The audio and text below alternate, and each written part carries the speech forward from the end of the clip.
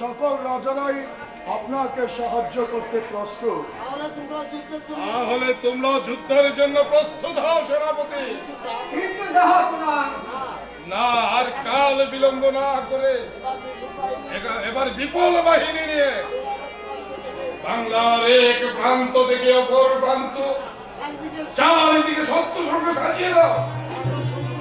আর পর সমুদ্রের প্রবল জলোচ্ছ্বাসের মতো ঝাঁপিয়ে পড়ো ও শত্রুদের অথল তলে তলিয়ে দাও। তাই হবে জনাব, তাই হবে।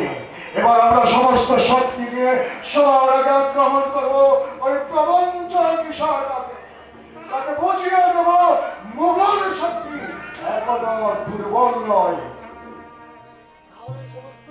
তাহলে এই সমস্ত সৈন্যদের আদেশ করো রণসাথে সজ্জিত হতে। এতে আর কিন্তু নেই টোটাল মহল। বলছিলাম যে মানসিক ভাবে যখন বাংলায় পাঠানো হয়েছে আর কাছ থেকে কোনো সংবাদ না পাওয়া পর্যন্ত যুদ্ধে যাওয়ার কোনো প্রয়োজন নেই। কেন টোটাল মহল কেন? মানসিকের কাছে ইশারা হতো বর্ষতা স্বীকার করতে পারে। এ আশা সুদূর করা হতো না। কেন কেন মোবারক? বর্ষতা স্বীকার করা তো দূরের কথা, মানসিংহ বাংলার সুবেদার হয়ে গিয়েছে বলে ইশাকা যুদ্ধের জন্য তৈরি হচ্ছে। তাছাড়া জানাল ভবানী সর্দার তার দলবল নিয়ে আমাদের কয়েকটা দুর্গ আক্রমণই খেলেছে। এই জন্য মানসিংহ কি সরকার কাছে মীমাংসার প্রস্তাব পাঠানি মোবারক? পাঠিয়েছিল জনাব, কিন্তু তাতে ফল হয়নি। জনাব, আর বৃথার কালক্ষেপ না করে আমাকে এই মুহূর্তে আদেশ দিন, আমি যুদ্ধ যাত্রা করি। তাই করো সেনাপতি, তাই করো। এই যুদ্ধে ইশাকা সেই অদ্ভুতের উপযুক্ত জবাব দাও। শয়তান, শয়তানের প্রবঞ্চক ইশাকা, এই তোমার সকটায় আমাদের অসংখ্য সৈন্যের অপমৃত্যু ঘটেছে। এইবার তোমার প্রাণ দিয়ে তার প্রায়শ্চিত্ত করতে হবে। মোবারক, আমি জানতে চাই অন্যান্য বইয়ারা কি ইশাকাকে সহযোগিতা করেছিল? না জনাব, না। তাদের সঙ্গে ইশাকার চিরদিন বৈরী ভাব। বইয়ারা ছাড়া অন্য কেউ তো থাকতে পারে ইশাকাকে সহযোগিতা করতে পারে। তার জন্য ইশাকার বিপক্ষে যুদ্ধ করতে সে আশা নেই জনাব। রাজন্যবর্গ ছাড়া এমন কাউকে কি ভাবে তারা তোমাদের সহায়ক হবে? তা হবে জনাব। তারা কে বলতে পারো মোবারক? তারা ইশাকারই আপন। ইশাকারই আপন? হ্যাঁ, আপন।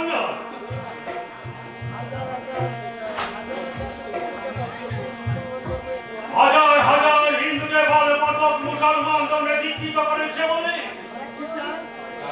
তারা কি চায় মোবারক? তারা চায় এই অন্যায়ের কণ্ঠ রোধ করতে। আমরা যে সাহায্য করব তা কি করে তারা জানতে পারলো মোবারক? দিল্লির মহামান্য আকবর শাহ আকবরকে তারা ভালোভাবে চেনে। বুঝতে পেরেছি।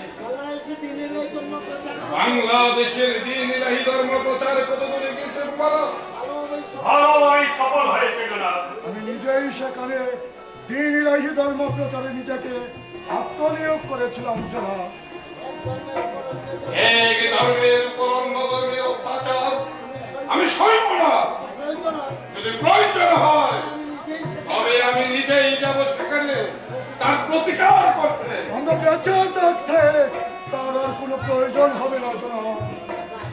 এবার আপনার আদেশে বাংলার সমস্ত ধর্মকে রক্ষা করতে এই সমস্ত তার জীবন দিতে প্রস্তুত জনাব। তাই হোক সেনাপতি, তাই হোক। আপনার আদেশ শিরোধার্য জনাব। তাই করো সেনাপতি, তাই করো। যদি তোমরা এই অত্যাচারে প্রতিকার করতে সক্ষম হও, তাহলে দিন দুনিয়ার মালিকের কৃপা লাভ করবে। আমি এই মুহূর্তে চললাম আমি খিজিরপুর, বাংলার হিন্দু ধর্মকে নির্যাতনকারীর কবল থেকে রক্ষা করতে এই ধর্ম নির্যাতনকারী ঈশাকে সামাজিক শাস্তি দেব। প্রয়োজন হলে তাকে হত্যা করতে হবে। আর যদি সফল না হই তাহলে দিল্লিতে আর ফিরে আসবো না। ওই বাংলার মাটিতে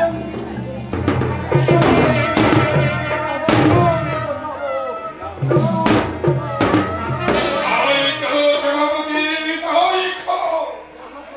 যাহা বলার আমিও তরবারি স্পর্শ করে শপথ করছি যে এই যুদ্ধে যদি বাঁচতে হয় বাঁচার গৌরবে নিয়ে বাঁচব।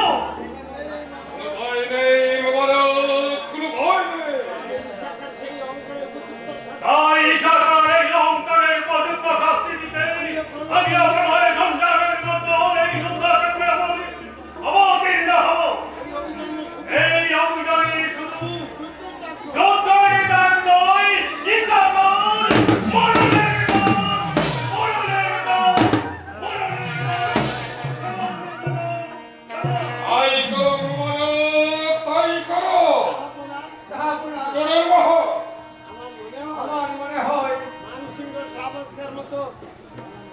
মান সিংহ শাহবাজকার মতো বাছাই বাছাই বীরদের যখন বাংলায় পাঠিয়েছি, তখন একেবারে নিঃসন্দেহে এমন স্বাধীনতাকামী এই হিন্দু বিদ্বেষী ইশারাকে পরাস্ত করতে আমরা সক্ষম হব।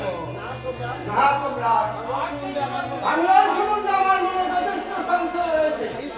এই সংশয় মন্ত্রী মহাশয়, আমার মনে হয় এর আগের যুদ্ধে ভুয়াদের প্রতি সেনাপতি শাহবাজকে এমন সব অত্যাচার করেছেন যার ফলে তারা অভিষ্ট হয়ে বিদ্রোহ করতে বাধ্য হয়েছে। শাহবাজকে হয়তো অত্যাচার করতে পারে, কিন্তু মান সিংহ সে অত্যাচার করবে না মন্ত্রী মহাশয়। এখন অবশ্য অস্বীকার করতে পারছি না সংসার। শাহবাজকা যাওয়ার আগে থেকে কেউ কি কোনো বিদ্রোহ করেছিল বলতে পারো মন্ত্রী মহাশয়? আর হয়তো করেছিল, কিন্তু সেটা অতি নগণ্য। সেই নগণ্য রূপ ওই আজ ভয়ঙ্কর রূপ ধারণ করেছে মন্ত্রী মহাশয়। সম্রাট, ও কিন্তু নয় চোরের মহল, আমার মনে হয় এটা বাংলাদেশের চিরন্তর রীতি। এই হাওয়ার সম্পূর্ণ পরিবর্তন হতে পারে জাহাপনা একমাত্র আপনার মধুর ব্যবহারে।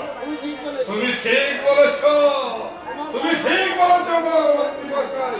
তোমার ধারণা এই অভ্রান্ত। সম্রাট, তাহলে চলো চোরের মহল, আমরা কাল বিলম্ব না করে দুজনে ছদ্মবেশে বাংলায় যান। শুধু তাই নয় না, আরো বুঝতে হবে বাংলার মাটিতে এমন কি শক্তি রয়েছে যার ফলে সারা সব শাসন করতে আজ স্বাধীনতাকামী হয়ে দাঁড়িয়েছে। হ্যাঁ হ্যাঁ চোরের মহল, হ্যাঁ দেখতে হবে বাংলার মাটিতে কি তার দৃশ্য, আর বুঝতে হবে কি তার মাহিত্য। যে বিদ্রোহের বীজ তার মাটিতে চড়ানো আছে, তার তন্ন তন্ন করে খুঁজে বের করে আনতে হবে। তাহলে বাংলার মাটিতে আর কখনো বিদ্রোহের বীজ জন্মাবে না। এসো এসো টুটুল মহল, আমরা ছদ্ম এসে সেই বাংলায় যাই। এসো। ভগবান